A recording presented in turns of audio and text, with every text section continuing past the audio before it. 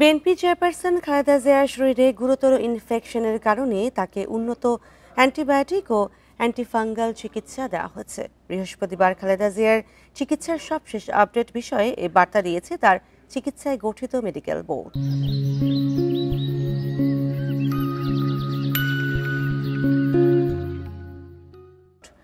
বার্তায় বলা হয়, কয়েকদিন ধরে নানা পরীক্ষা নিরীক্ষায় তার শ্বাসকষ্ট বেড়ে যাওয়া, রক্ত অক্সিজেনের পরিমাণ কমে যাওয়া সহ কিছু জটিলতা পাওয়া যায়।